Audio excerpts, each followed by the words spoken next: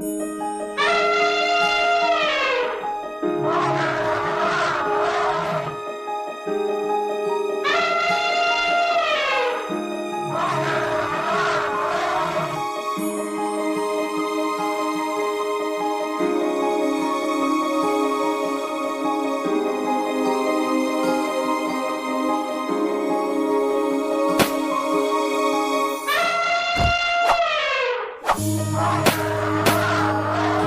see an elephant. It was cute.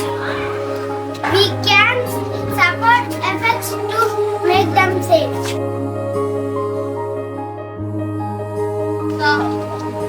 குழந்தைகளா வாங்க வாங்க. வனத்தோட மூத்த குடியா விளங்குவது யானை. யானைனாலே சின்னவங்கள்ல இருந்து பெரியவங்க வரை எல்லாருக்குமே பிடிக்கும். நம்ம சின்ன வயசுல இருக்கும்போது யானை ஊருக்குள்ள வரும், காசு கொடுத்துருப்போம், பழங்கள் கொடுத்துருப்போம், யானை சவாரி எல்லாம் செஞ்சிருப்போம். இப்போ அதெல்லாம் ரொம்ப குறைஞ்சிக்கிட்டே வருது. டிவி செய்திகள்ல பார்த்தோம்னா யானைகள் துன்புறுத்தப்பட்டுருச்சு, ரயில்ல அடிபட்டுருச்சு, விண்வெளியில அடிபட்டு இறந்து போயிடுச்சு எல்லாம் கேள்விப்படுறோம்.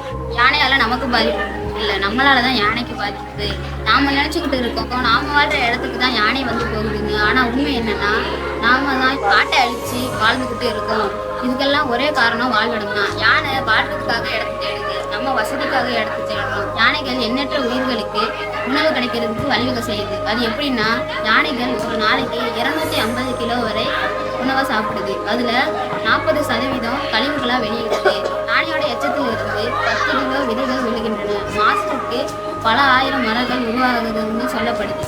யானைகள் இருந்தாதான் காட்டை காப்பாற்ற முடியும். அப்பனா காட்டை காப்பாத்துற யானையை யாரு காப்பாத்துறா? வன ஆக்கிரமிப்புனால வருஷத்துக்கு 100 யானைகள் இறக்குதுன்னு வனத்துறையினர் சொல்றாங்க.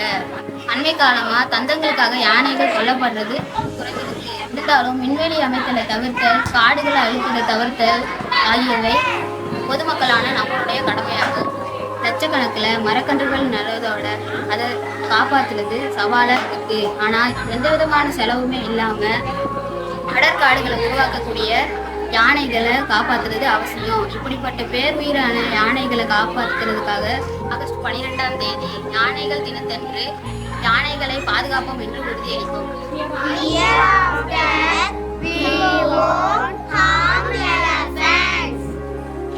போயிட்டு வாங்க குழந்தைகளே.